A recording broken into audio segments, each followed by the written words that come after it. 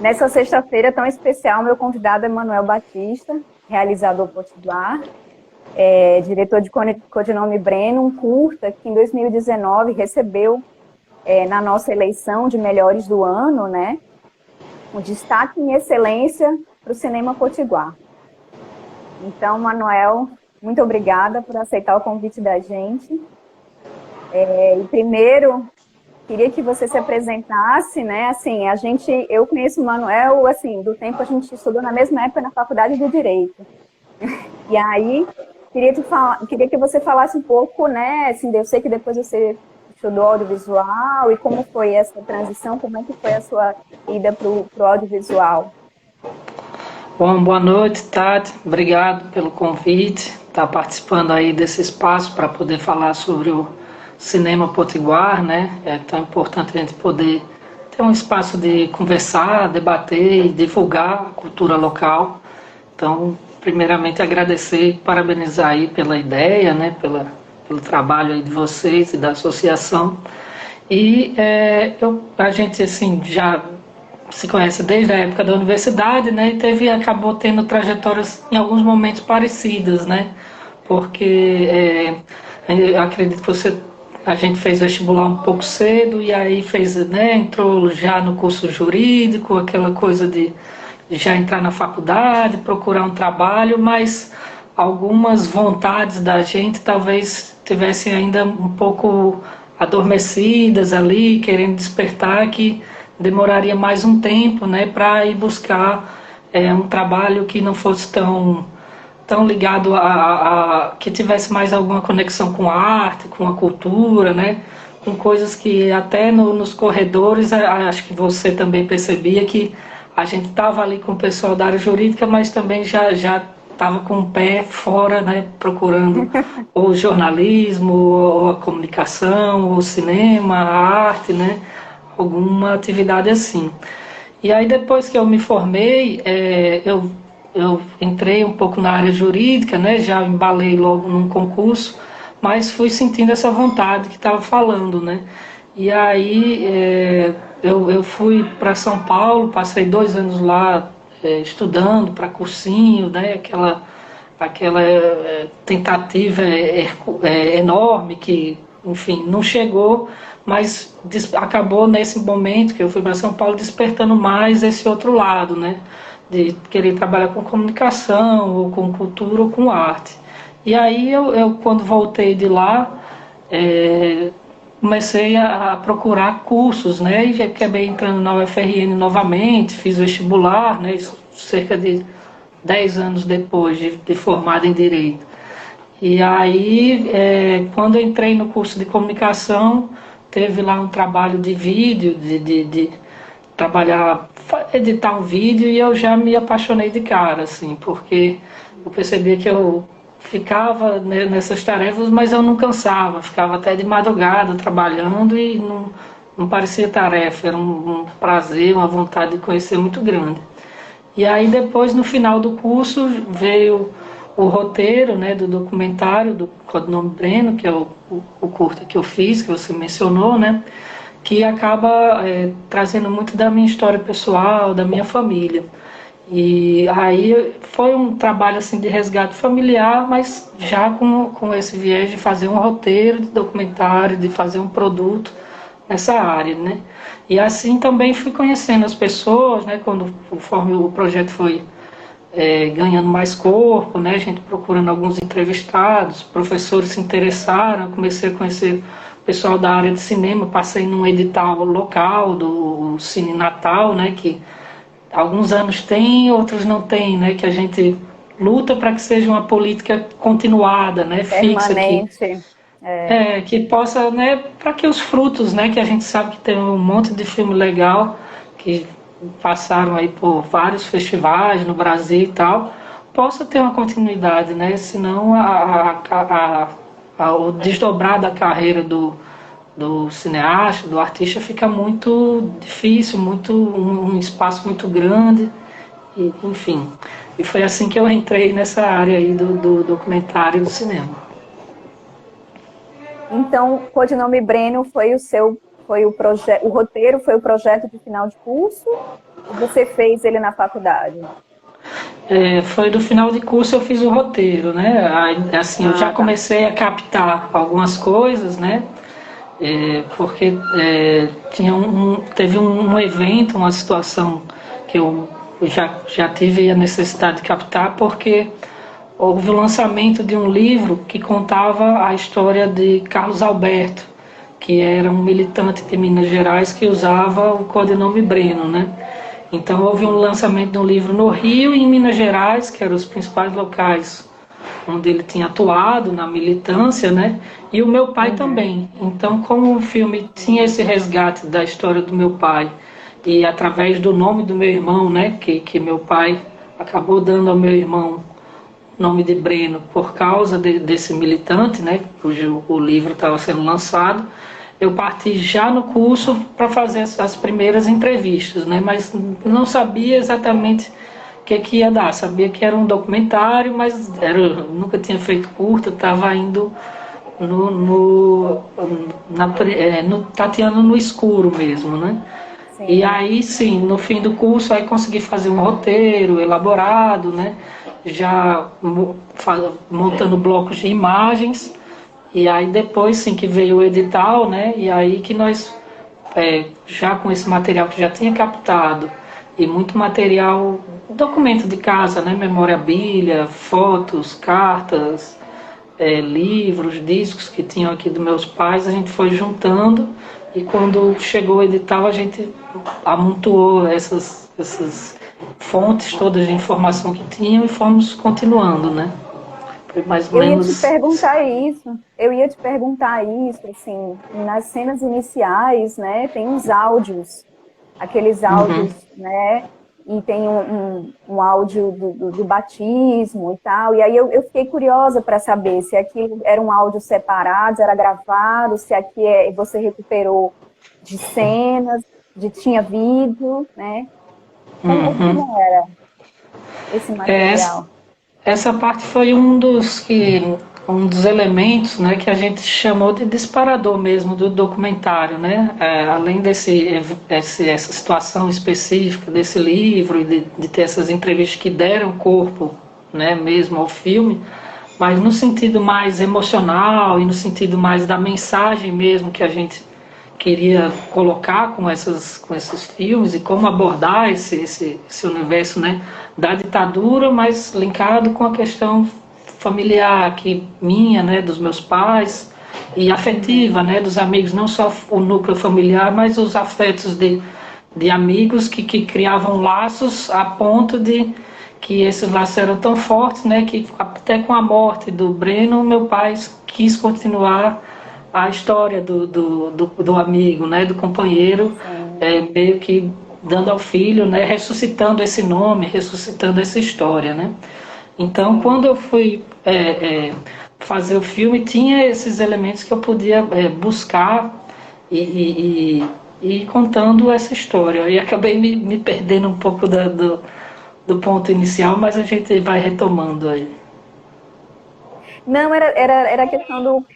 Tem uma coisa que eu acho muito interessante no filme que você fala assim que faltava uma peça-chave, né? Sim, sim, Faltava uma sim. peça-chave. E aí, assim, a peça-chave são aqueles documentos que você foi buscar lá em São Paulo?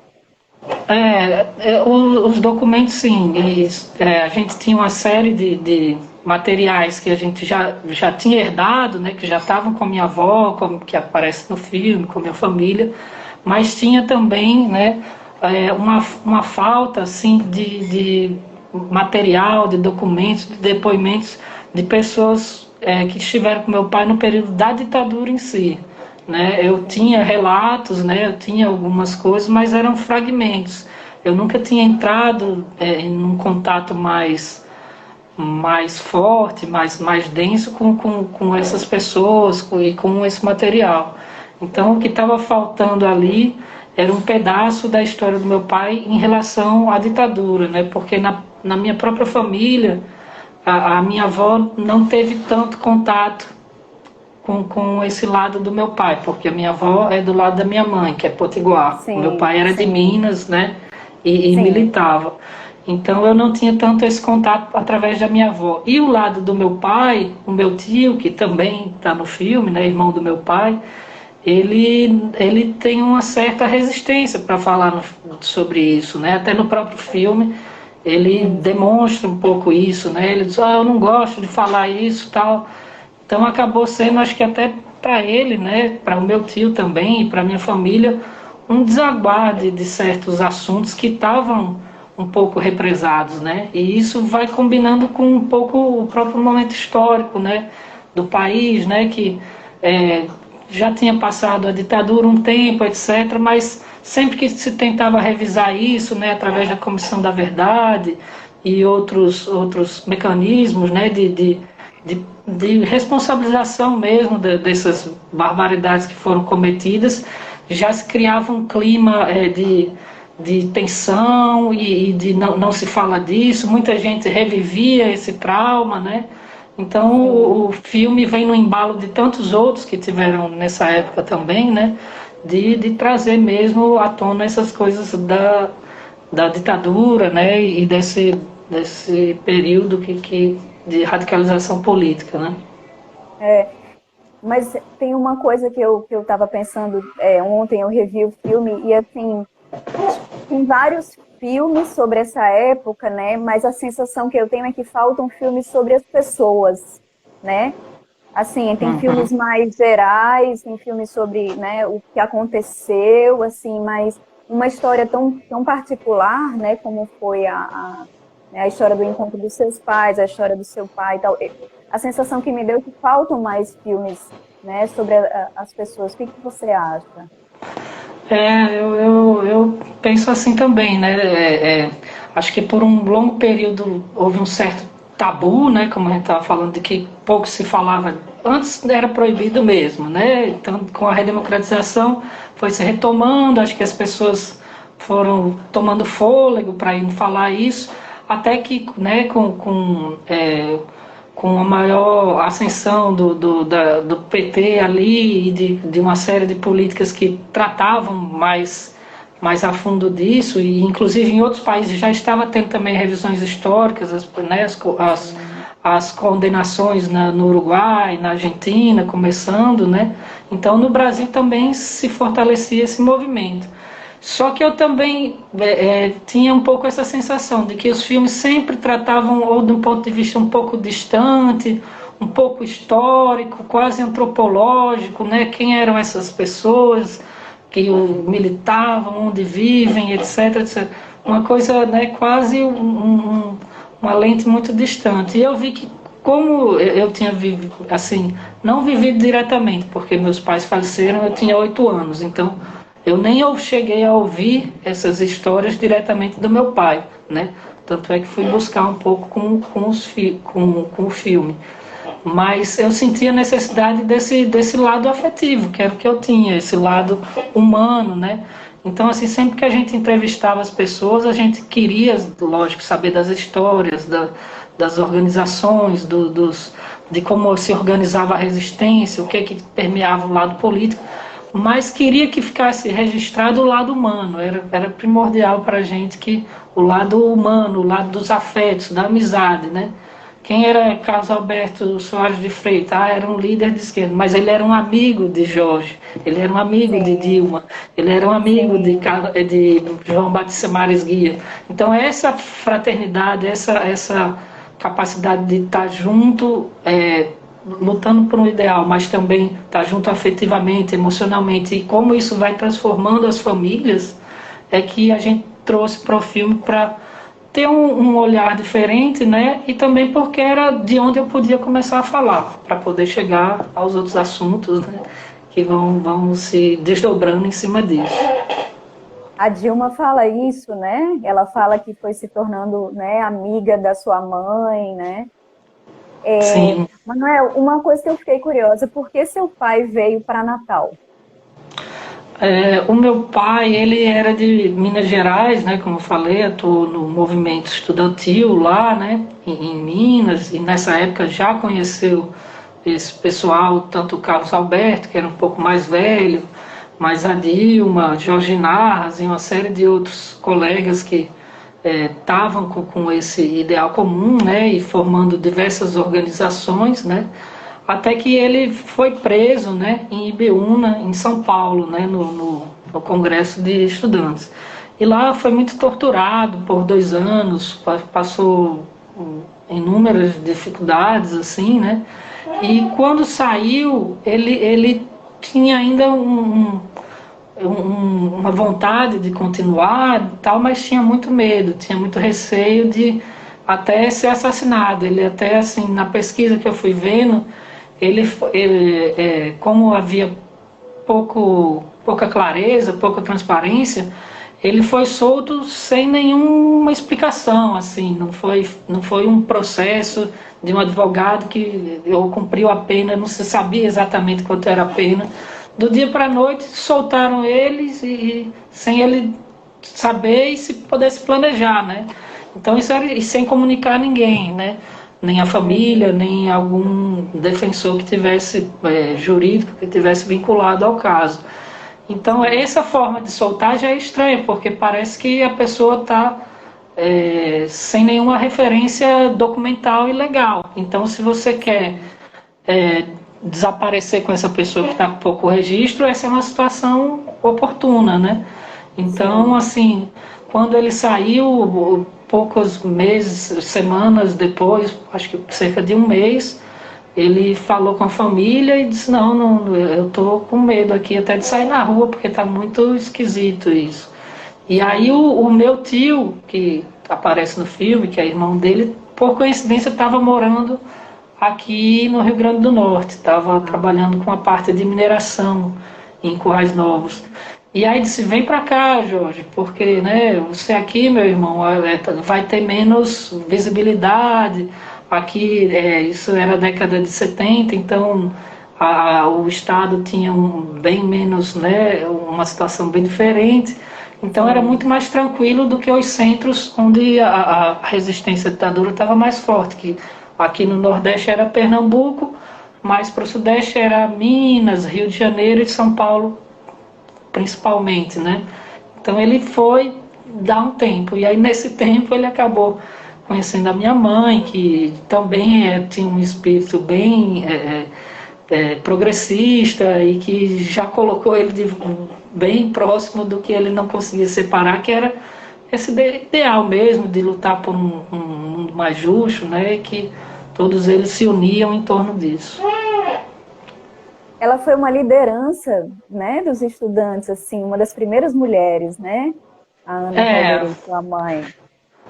Aqui assim a gente também acabou entrando um pouco, né, na história da minha mãe também, né? Porque aqui ela tinha sido a primeira presidenta do DCE, do Diretório dos Estudantes, né?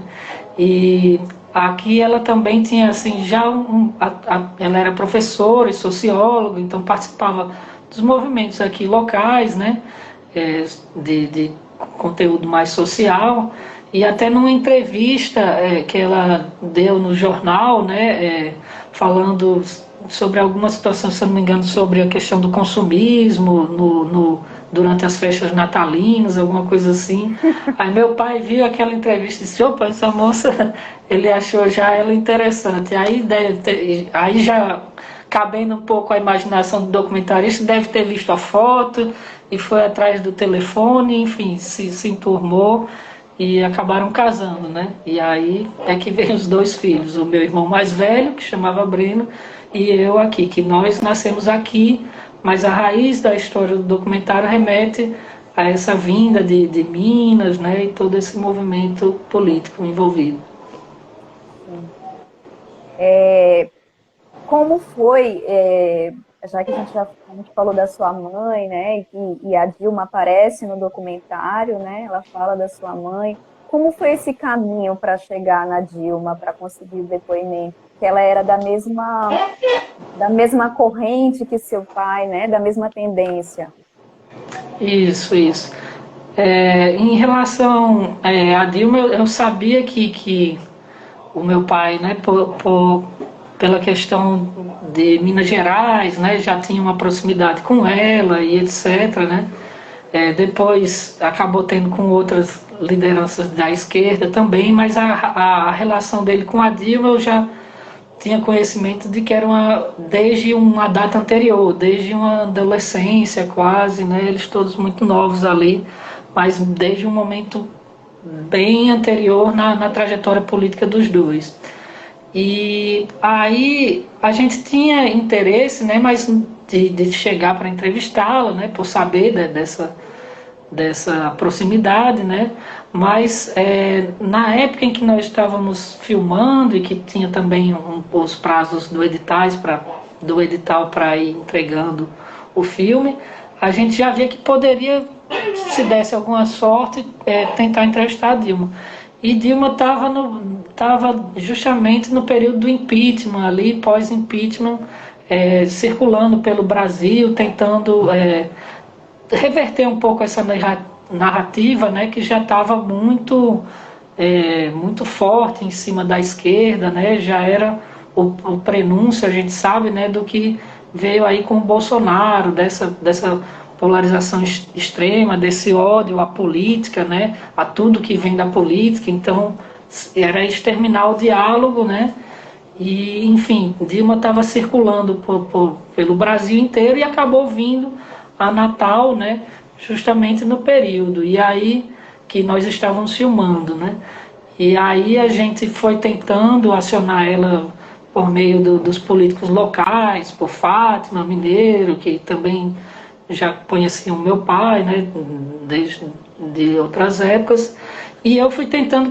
conversar com o pessoal de Minas, até que a gente soube que conseguiu falar com a assessora dela, ela se lembrou do meu pai e disse, não, eu quero falar, e já que é para falar do Carlos Alberto, do Breno, né, também quero muito falar sobre ele e tal, então já foi uma vitória daí.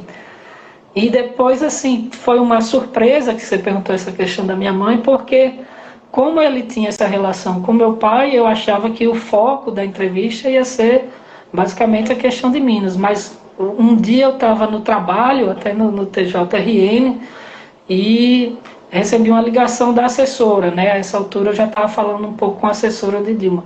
Aí ela disse, olha, vai dar certo mesmo, que nunca é um certo 100% nas primeiras vezes. É assim, ela quer falar, e vamos ver, e parará, e fica aquele esquentando banho-maria. E dessa vez a assessora já ligou, vai estar confiante, vai dar tudo certo, e fala aqui com a Dilma. E eu estava no trabalho e saí assim meio de fininho e tal, tudo bem, presidente? Ela, oi, tudo bom, Manuel, como você vai e tal. Aí, né, eu vi que ali já não tinha mais volta, que ele já estava no filme. E uma surpresa maior que ela disse, olha, eu não só quero falar do seu pai, do Carlos Alberto, como da sua mãe, porque eu conheci muito ela, isso eu não sabia, e a gente foi tendo uma afinidade em relação à questão de uma liderança feminina na política, como trabalhar isso, como vivenciar isso. Então, assim, ela foi uma surpresa que até ela me disse que foi uma amizade que foi crescente a ponto dela ter vindo aqui no Natal, na Ridinha, a Dilma falou que lembrava da casa, que aparece também no filme, né, essa casa da Ridinha. Então, assim, é bem interessante como as histórias vão se cruzando de uma maneira inesperada, né? E tudo isso a gente tem que estar aberto e cavucando para que o documentário, né, tenha um espectro maior, né, e possa atingir, assim, além do que a expectativa inicial. Gente, eu estou fazendo perguntas aqui, mas quem quiser fazer pergunta, pode mandar alguma pergunta para o Manuel, tá? Eu vou ler aqui alguns comentários, Manuel. E a Sonara, que você conhece, disse que legal saber que uma atividade acadêmica provocou você.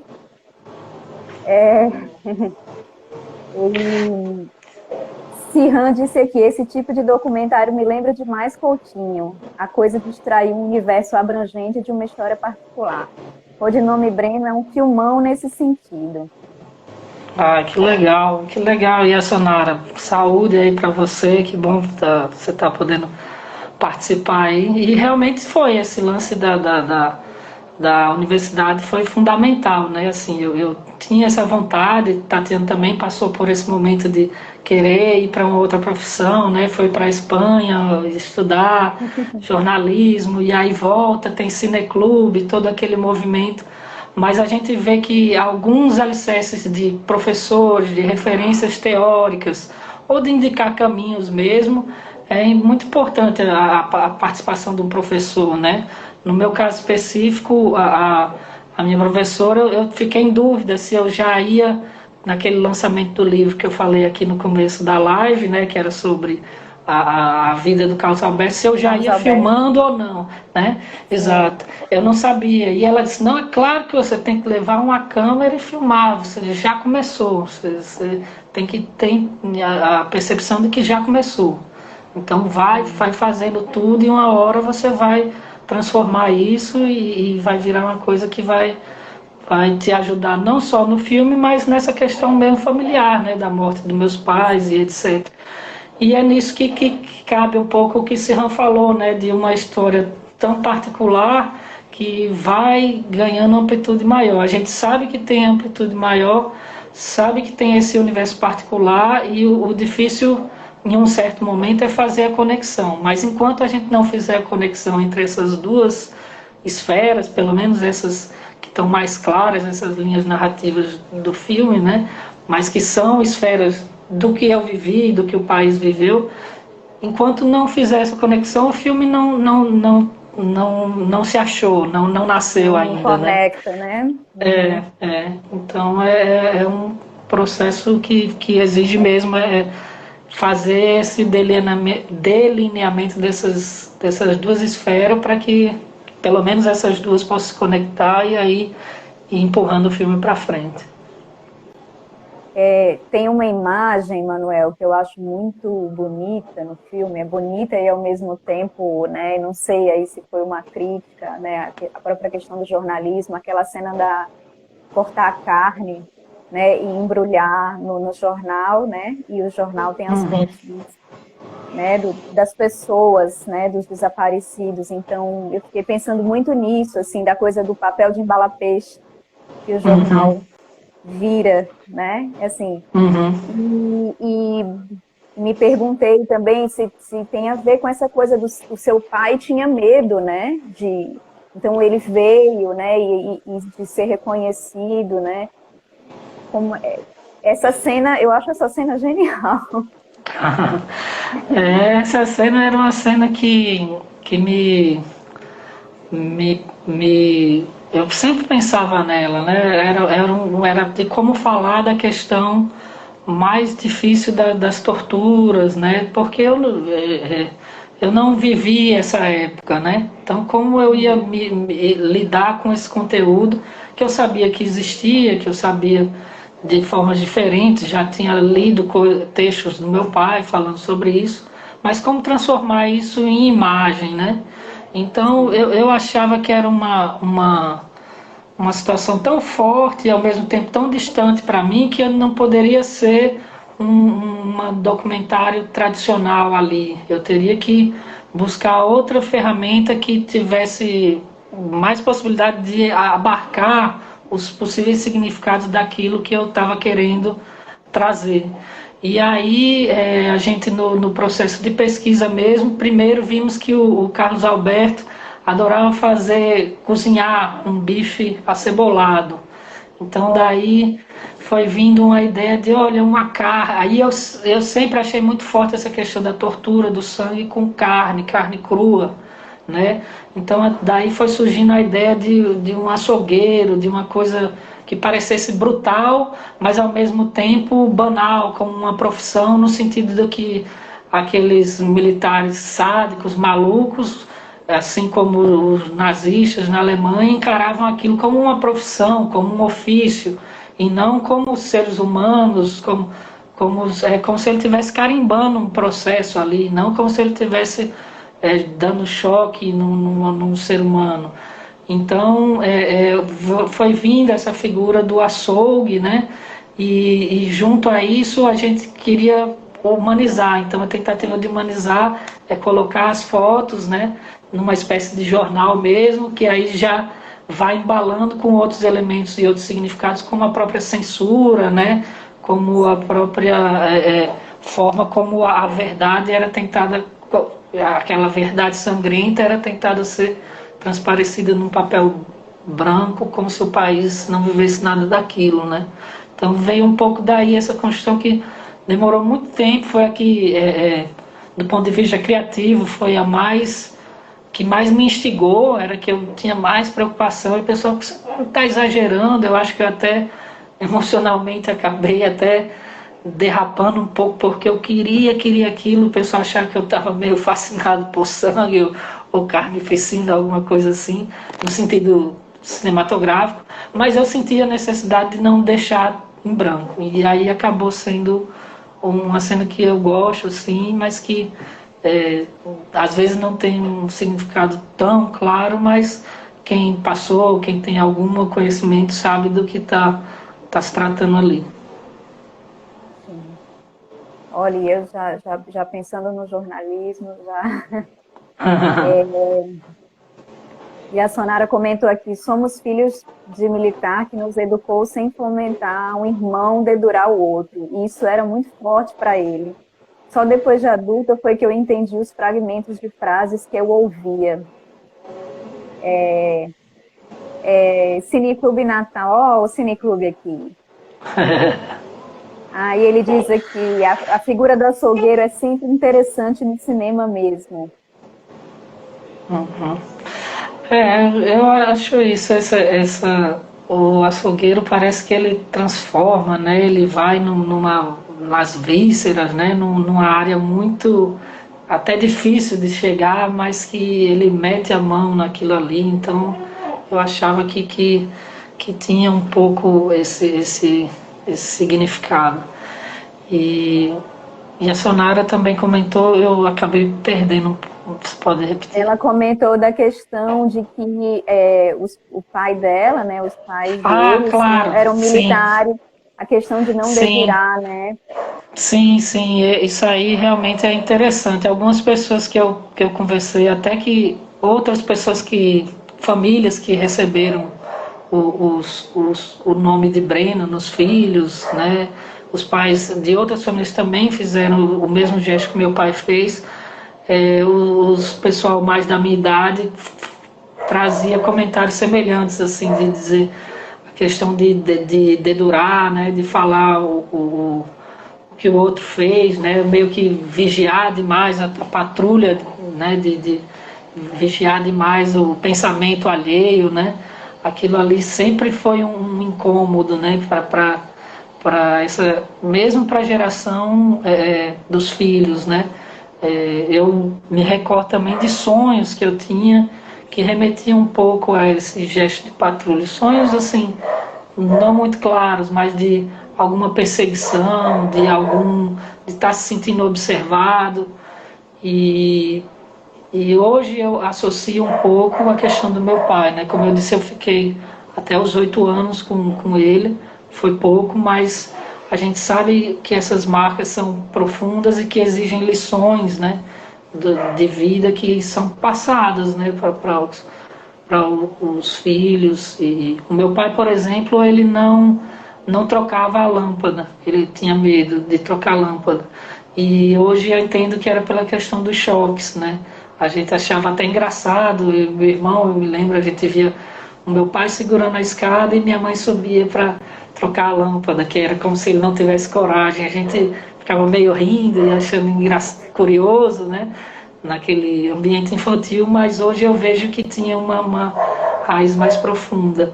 E do mesmo jeito a questão de equipe, esporte em equipe, trabalhar de forma colaborativa, desde a escola, desde o jardim, o meu pai trazia muito essa questão. Então, assim, é muito interessante como essas pessoas foram marcadas e como elas transmitiram o que elas viveram, né, para outra geração. Nossa, eu fico pensando, a minha mãe fala isso, né, Manuel, essa questão nessa época, né, assim, as pessoas na idade da minha mãe e tal, não se podia nem contar piada, né, assim, até contar uma piada sobre militar, ou qualquer coisa, era uma coisa que era um pouco... Podia ter alguém ouvindo, né? Então tinha todo esse medo, assim, realmente um resgate de uma época que realmente a gente não viveu, mas a gente está muito presente, né? É como se os ecos daquilo ali, né, viessem reverberando de alguma forma na nossa geração e a gente vai vendo como isso vai tendo algumas camadas e algumas respostas, algumas raízes mais profundas na história do país mesmo, né? Porque, como eu falei, né, você falou desse medo de contar uma anedota, uma piada, um comentário, né? E eu volto a essa questão desse tabu que tinha, né? Quando você fala isso, me retorna muito, eu digo, porque eu fico pensando, por que que eu tinha tanta imagem dos meus pais, tanto conhecimento, tanta informação, mas não tinha da questão da ditadura, e nem os familiares chegavam a conversar, mas nunca era uma conversa profunda, franca, aquela que depois de uma certa idade, né, a gente começa a poder ter com os pais, né? Então eu tinha com os meus tios, mas ela nunca atravessava acho que essa barreira da franqueza, do emocional mesmo, não, era sempre contido, né? Com certeza é uma herança de como essas questões eram tratadas e como a gente foi recebendo elas, né? E aí, se você, como a gente falou, se a gente recordar, foi justamente mais ou menos na época do Codinome Brenner, 2010, 2014, 2017, que foram começando a ter filmes que entravam mais profundo nessa história do Brasil, porque o país queria discutir isso, precisava e ainda precisa, né? Precisa. Então, é interessante ver como é uma discussão antiga, mas que ela vai se atualizando e precisa sim se encarar isso de frente, né? Senão vai ser sempre jogado para debaixo do tapete, sempre vai ser aquela carne embrulhada no jornal, né? E nós no Brasil não fizemos, né? Nós não fomos, né, a fundo nessas questões. É verdade, outros países fizeram, né? Condenaram, as pessoas estão pagando suas penas. Se a gente vê, vez por outra, algum vídeo de até programas de TV, né?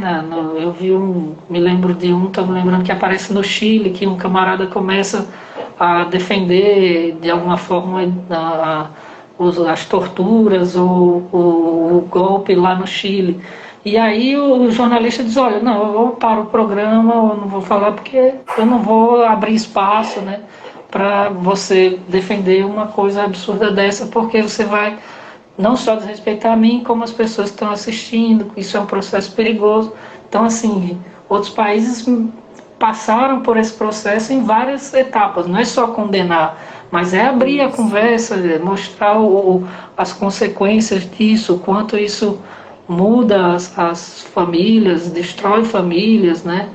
Enfim, é um extermínio mesmo do outro, né? E se esse pensamento político não for combatido, a gente não tem alteridade, não tem o respeito ao outro, não tem como ter um ambiente civilizado mesmo, né? Manuel, Sirhan pergunta para você quanto de material filmado ficou de fora do corte final? Ficou muita coisa. Deixa eu tentar lembrar assim em mais ou menos em quantitativos aí. Mas bom, o filme tem 20 minutos, né? O Codinome Brenner. A gente deve ter de entrevistados ali, deve ter uns 6 ou 7 entrevistados. E fora isso, a gente deve ter o dobro, deve ter 14. E cada um desses a gente conversou pelo menos 1h30, 2 horas de entrevista, né? Fora as conversas de pesquisa, vamos dizer assim, mas de filmagem. Então, fazendo um cálculo aí um pouco. Aí tem também as imagens de apoio, né? Uma série de outras coisas. Mas o maior material são as entrevistas. Então você tem 14 aí deve ter umas 20 a 30 horas de depoimentos, mais os apoios ali, que deve dar 1 hora ou 2, não sei. Mas, assim, eu tinha muita proximidade com o material, né? Então, assim, as entrevistas eu via, transcrevia. Então, assim, quando cheguei para a edição, eu já sabia fazer com que esse material de 30 horas, vamos dizer, ficasse em 2, 3 horas, para aí depois, com o talento do editor e outros colegas colaborando, a gente fosse reduzindo até chegar aos 20 minutos, mais ou menos. Nossa. E a Sonara comentou aqui, deve ser muito difícil cortar.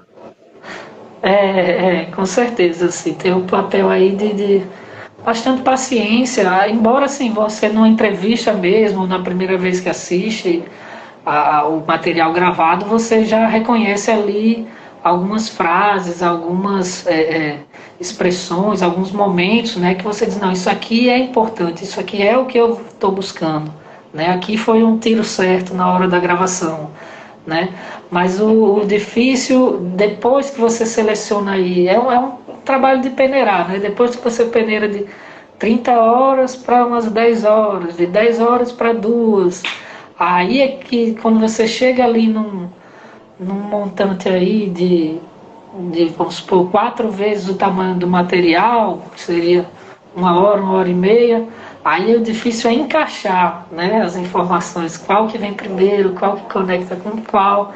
E aí tem o trabalho também que no filme eu usei os offs, né, que além, até uma pergunta que você fez no começo que eu tinha esquecido, tem os áudios do meu pai da época, que são da época do batizado mesmo, do meu irmão, como ele era jornalista, ele em 74 quis gravar o batizado em áudio, né?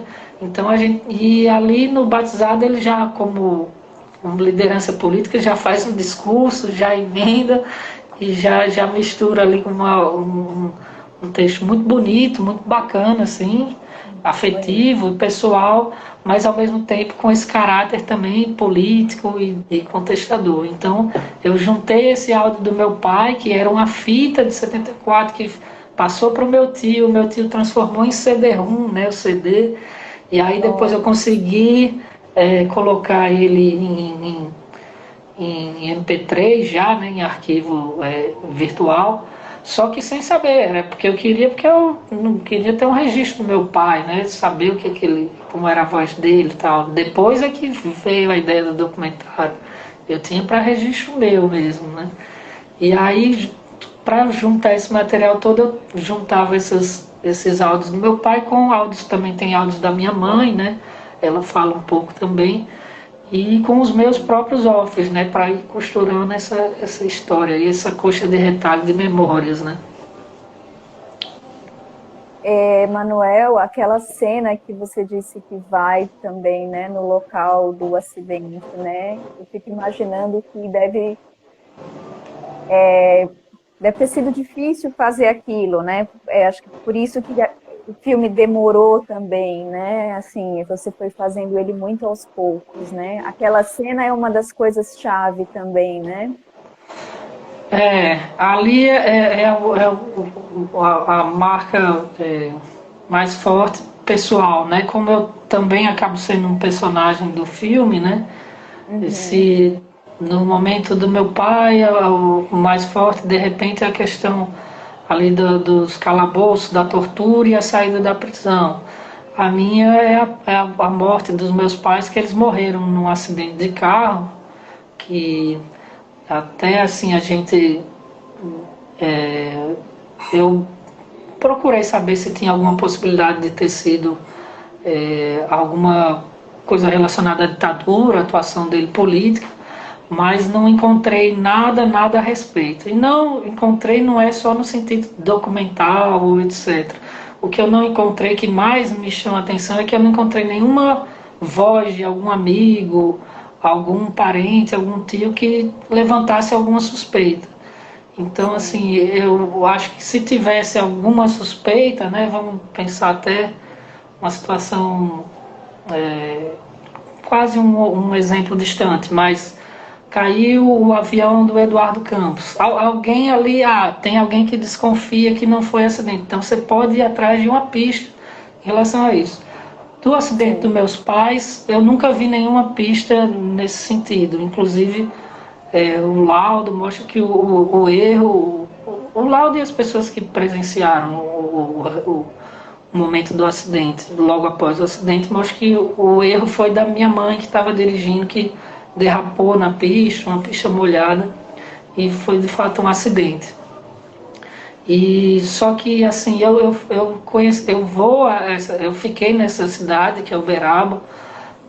Quando teve um acidente, eu estava no carro, quebrei a perna, os braços, o maxilar, enfim, foi horrível. A minha família tinha acabado de perder, né, o meu pai, minha mãe, meu irmão, pessoas que eles, né, enfim, já tinham a maior estima, então todo mundo se reuniu muito em torno de mim, né, da minha recuperação.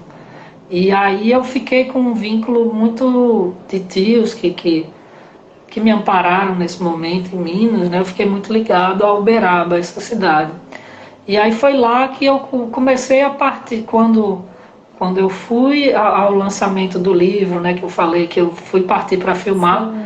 Nos momentos que eu escolhi filmagens da minha parte, do meu núcleo pessoal que aparece no filme, eu começo dali.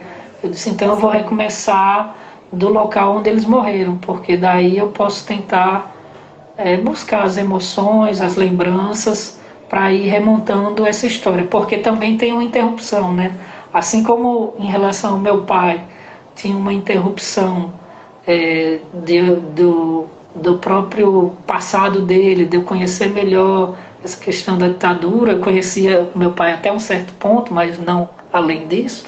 Também, na minha história pessoal, teve essa separação pela morte, né? Eu conhecia até um certo ponto e tinha essas memórias dentro de mim até um certo ponto, mas eu não conseguia muito ir além porque doía. E acho que o filme acabou sendo um instrumento, um dispositivo, uma autoterapia de eu conseguir ir além, né? Porque além do meu sentimento, eu tinha vontade de fazer o filme, buscar isso e ver onde é que essa história ia dar, né?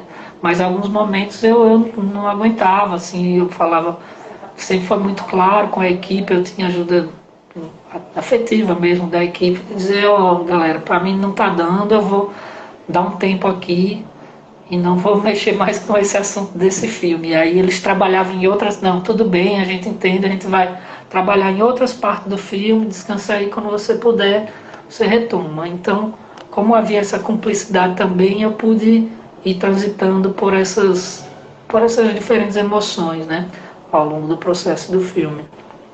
Sim. Cineclube Natal aqui, a Diane está dizendo aqui, que história. Legal, Diana também que história. Diana também, enfim, do movimento aí dessa nova geração de cineastas que estão vindo aqui, né? E ela acompanhou um bocado essa história da gente já ir discutindo, olha, eu tenho um projeto, ela também era da UFRN, então já vinha um pouco as primeiras ideias, né, os rascunhos de uma vontade de fazer um filme. Isso é muito legal. Manel, seu filme já ganhou vários prêmios, né, em vários festivais, né? Eu me lembro, o último que eu presenciei foi aqui no Cine Verão, em Ponta Negra, né? E se o pessoal quiser assistir agora, né, como é que vai estar em algum festival, assim, como é que tá, assim, perguntaram aqui o lançamento nacional.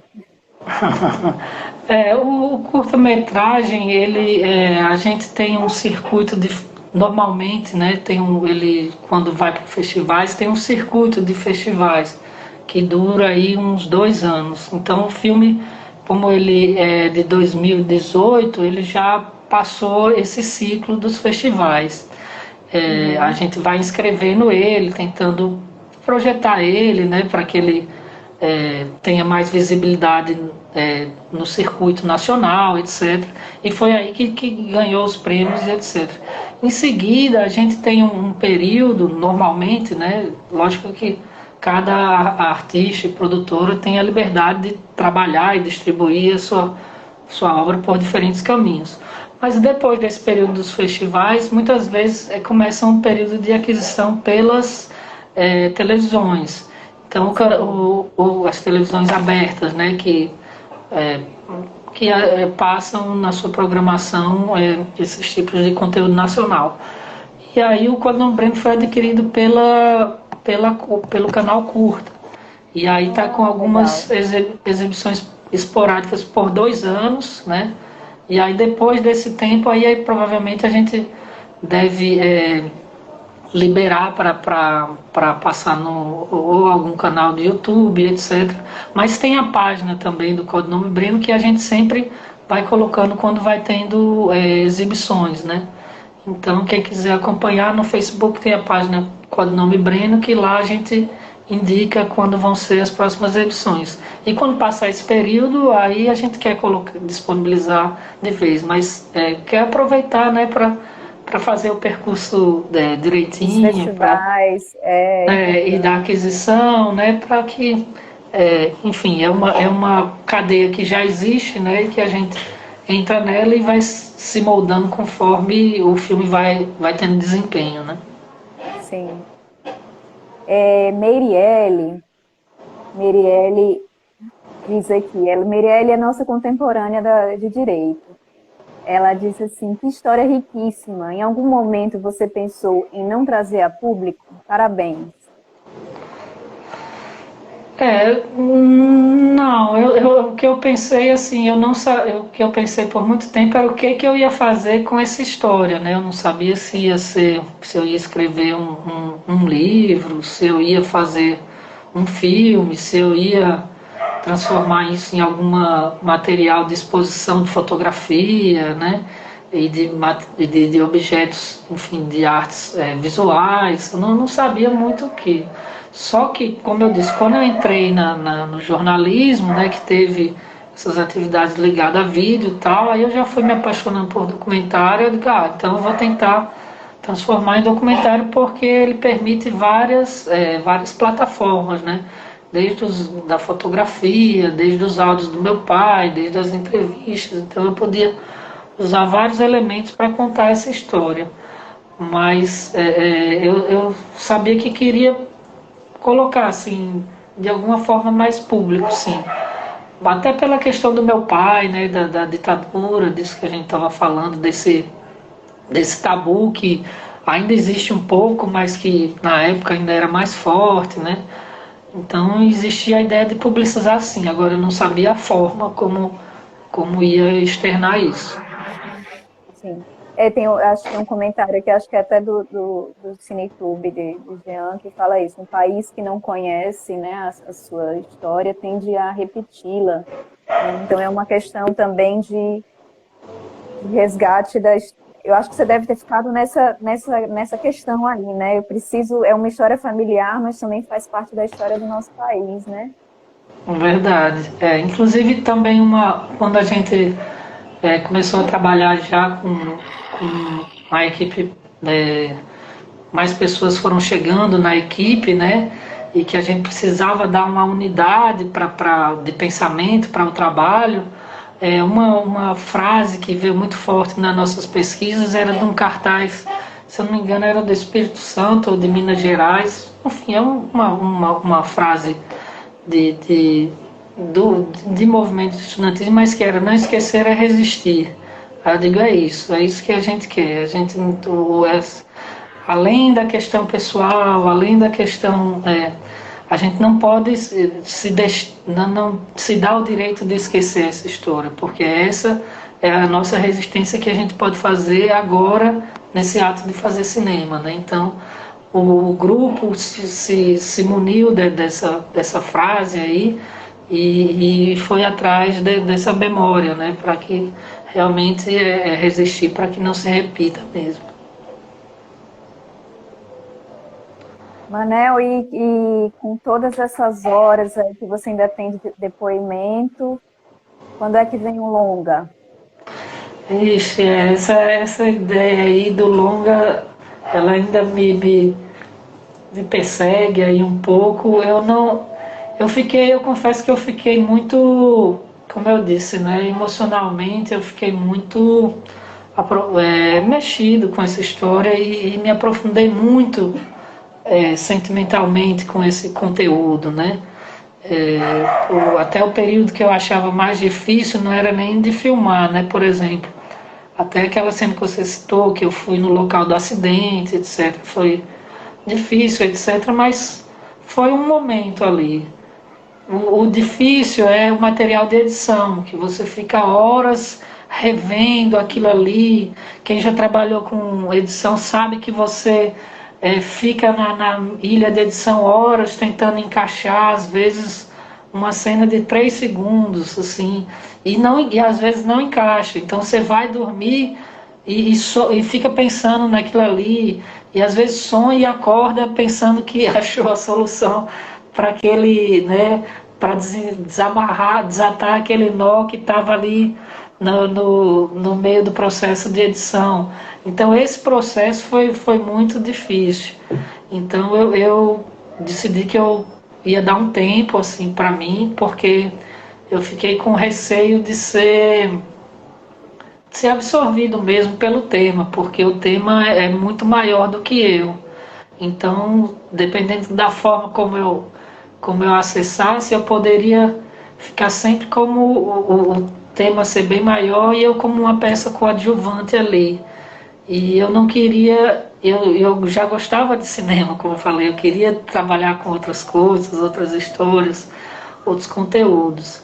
Então, pela essa resistência emocional e por essa escolha um pouco já de trajetória, de possível trajetória artística, eu preferi me distanciar do longo. Eu tenho material, eu sei que ele vai servir de alguma forma para alguma coisa ainda, mas eu não acho que é o momento de eu mexer assim, não no sentido de carreira, não, no sentido pessoal. Agora, já no sentido de carreira, eu sinto vontade de fazer outras coisas. E é o que eu tenho feito, né?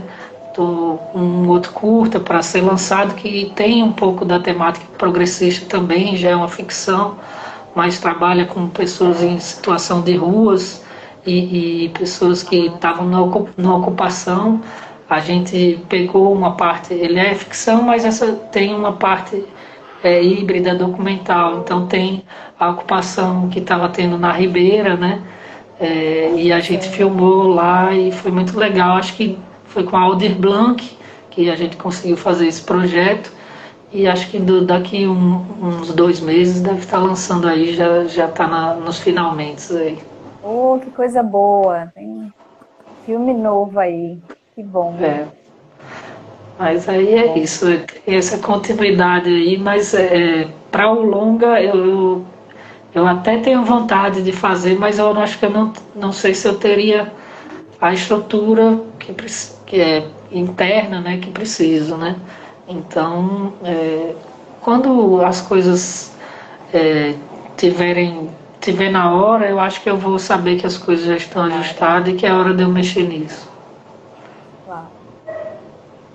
E eu acho que, como eu falei, assim, é uma história bastante pessoal e é importante, eu acho que o seu filme, ele estimula que outras pessoas façam histórias, contem suas histórias, né? Assim, a gente tem uma outra história aqui, que é Lua Nova do Penar, né? Que é a história de um desaparecido de Pernambuco, é até pai de uma colega de trabalho minha, assim, eu acho fundamental esse estímulo para que outras pessoas façam essas histórias, né? A gente precisa conhecer também não só o macro, mas essas histórias, elas humanizam e elas contam, né, o horror que aconteceu nessas famílias. Sim, sim. Até uma outra preocupação junto com isso que a gente falou, né? Quando estávamos fazendo o filme, né? Além dessa coisa da memória, né? De resistir, de contar a história, tinha também um elemento de manter a história mais viva, né? Então, assim, como chegar a isso? Através dos relatos pessoais, né? Das histórias de cada um, e não só dessa história oficial, né? E eu acho interessante que no processo alguns colegas também vieram com essa apontaram isso que você disse, né? Esse estímulo, né? Que disseram, porra, depois que eu vi seu filme, eu tô com vontade de fazer a história do meu tio, tô fazendo a história dos meus pais, porque eu tenho que contar, e eu nunca tinha, assim, sempre tive vontade de fazer, mas nunca cheguei a fazer. E depois que eu vi o seu filme, eu disse, não, tenho que fazer mesmo, e é por aí e tal. O meu pai era do Rio e não sei o que, aí vai parecendo até aquela música do Chico Buarque, né, que o pai era paulista, o avô pernambucano, com baiano, com mineiro, que a gente vai vendo que as histórias se confundem mesmo, né? Então, acho legal essa vertente também, importante, né? Porque um vai puxando o outro, né? E a Sonara disse aqui, é a história de um filho, de um pai, de uma mãe e de um irmão. Sim, sim.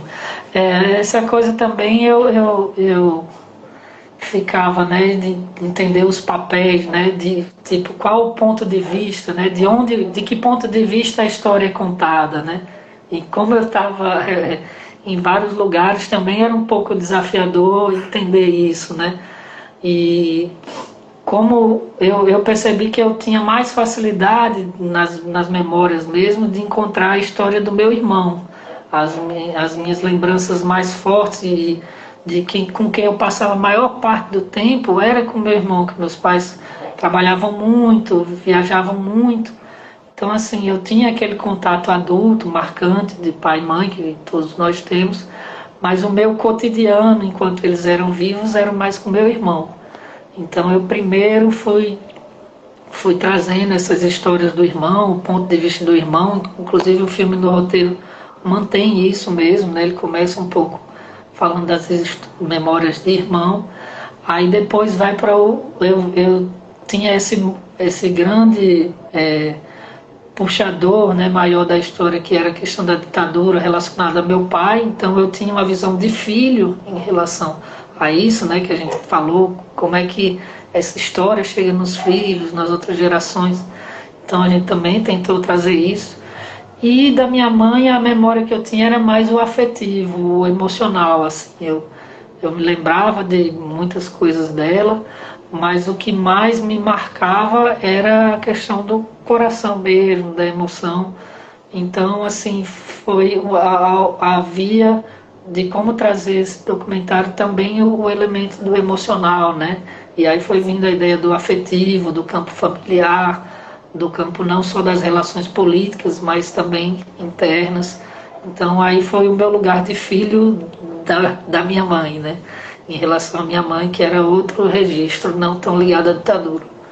Então realmente tem esses pontos de vista aí para se misturar e colocar no filme, né? Mas não é fácil não, é fácil falar agora, mas ir elaborando e transformando é um processo que demora, vem aos pouquinhos, né?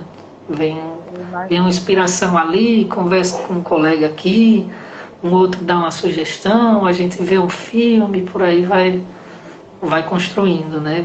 Vai puxando as linhazinhas do retalho, né? Vai costurando uma estampa aqui, outra ali, até que faz a figura maior. Eu me lembro que a gente conversou uma vez, você disse, Tati, vamos conversar sobre edição, e a gente acabou nunca conversando, não foi? Assim, eu acho que você estava naquele processo e estava difícil. Sim, o de edição era cruel, e várias pessoas eu tinha que falar, eu queria e ficava. Eu lembro também de uma vez de a gente falando, acho que lá em Dona Silvia, aí eu levei um argumento, aí era um negócio enorme o argumento, assim. Aí você falou, poxa, eu nunca vi um argumento tão grande, mas é a minha vida, né? Que é a minha família. Eu não podia esquecer de ninguém. Então, e também, lógico, a inexperiência, o nervosismo de fazer pela primeira vez e logo sobre a própria família, né? E aí depois disso é que vai tendo os tratamentos, né? As outras versões até chegar numa coisa que esteja mais legal de assistir e que tenha o sentimento do que foi esse processo todo, né? Manel, a gente já vai com mais de 1 hora de conversa. A Nossa. princípio, esse bate-papo assim da Cine, a gente estabelece uns 40 minutos, né? É para ser um bate-papo mesmo. Uhum. Enfim, aí eu pergunto se alguém tiver mais alguma questão, pode mandar. Mas primeiro eu gostaria de te agradecer. Quando eu vi o seu filme a primeira vez, né? Foi lá na Casa, né? Sim, E, sim, foi ótimo. e seu filme me tocou demais. Ele é um filme que toca a gente demais, né? Ele não é um filme só que é bem montado ou que tem um registro de um momento importante. Ele é um filme que toca. E eu agradeço demais por você ter feito esse filme, apesar de todo a dor, de toda a dificuldade, porque ele é um filme que me tocou muito e eu acho que ele toca muitas pessoas, né? Então, assim, gente, é canal curta e acompanha o Facebook para assistir. Tem que assistir, Codinome Breno, tem que assistir. E É aí, assim, enfim, e a Sonara está dizendo aqui, reassistir hoje e tive o mesmo interesse. Então, eu queria que você também falasse assim, da equipe, né, do pessoal e tal. sim, sim. Em matéria de equipe, assim, o meu primeiro parceiro, colaborador, foi um primo de Minas Gerais que trabalhava com direção de fotografia. Então, quando teve esse lançamento do livro, eu não tinha nem. Tinha um rascunho de uma ideia e a gravação da fita do meu pai que eu falei, né? E aí disse, ó, tem essa história aí, vamos documentar ela? Ele, vamos na hora, tal, já topou, vamos marcar a data e já tá certo. Fica aqui em casa e tal, né? Que ele já é de Minas, de lá a gente parte para Belo Horizonte e por aí foi, né? Então esse foi um primeiro momento. Em seguida, depois teve essa tutora aí, que foi a professora Angela Pavan, que na universidade ela foi me pegando pela mão e ensinando a dar os primeiros passos, né? Até que com o roteiro a gente escreveu no edital e foi aprovado. E aí chegou uma equipe com uma estrutura maior, né? Era um edital bom para a época, com um valor de 50 mil, né? É, então a gente já conseguiu uma estrutura de várias pessoas. E aí os primeiros que vieram foram que acabaram ficando como colaboradores de roteiro e assistente de direção, que foi Luara e o Wallace, né? Luara chamou o Wallace Santos, que já trabalhavam há um tempo, né? E aí a gente foi no cinema, né? E já tinham mais experiência que eu e foram também já me ajudando nessa estrutura mais robusta, vamos dizer assim, né? E aí a gente foi buscando os outros departamentos, como Michele Pascoal, que foi da direção de arte, e Ricardo Cerqueiro, que até veio a falecer depois numa gravação no Rio de Janeiro, e que era uma figura assim que marcou toda a equipe, que era muito, muito divertido, muito especial, a gente conhecia ele aqui.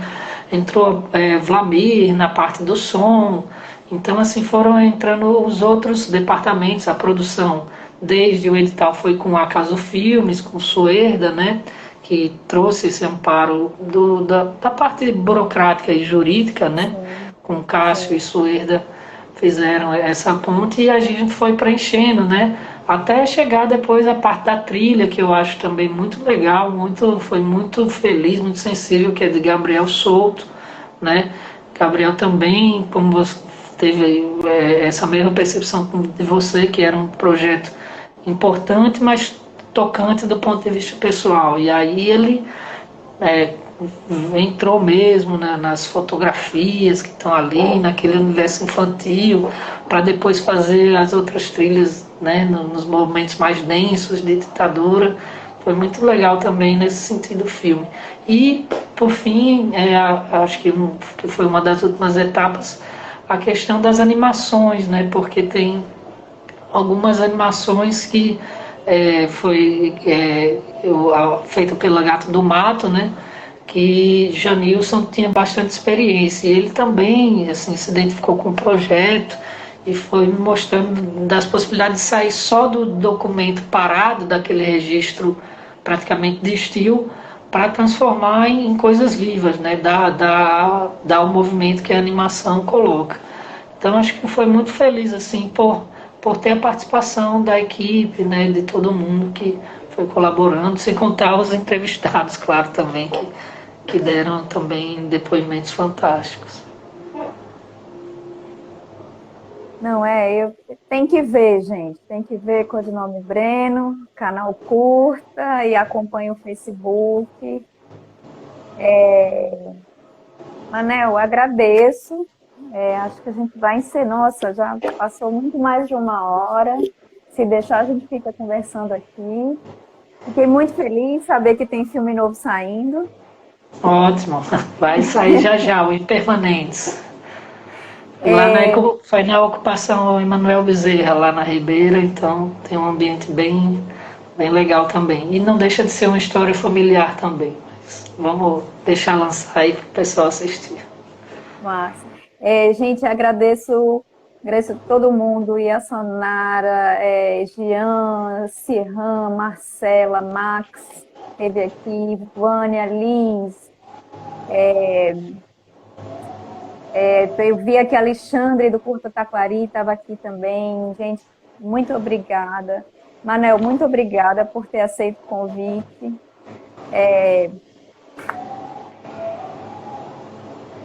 Se quiser falar alguma coisa. Eu que agradeço, né? Claro, eu que agradeço e acho muito legal essa iniciativa aí da Associação de Críticos, né?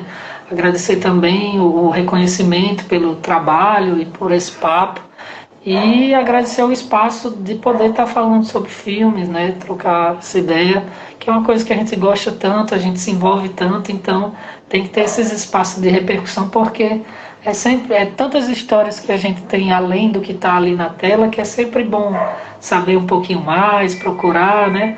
Até para saber da própria estrutura, né? Do quanto trabalho que é envolvido, né? O quanto isso até sendo levado a sério, é uma indústria que dá retorno, né? Dá empregos, então tem toda uma estrutura que funciona ali, que não é só assistir ali, seja o Netflix, seja o que a gente assiste no cinema ou em algum festival, mas tem tanta gente trabalhando envolvido que é importante esse espaço para as pessoas conhecerem, né, e se agregarem, né, se interessarem, saber que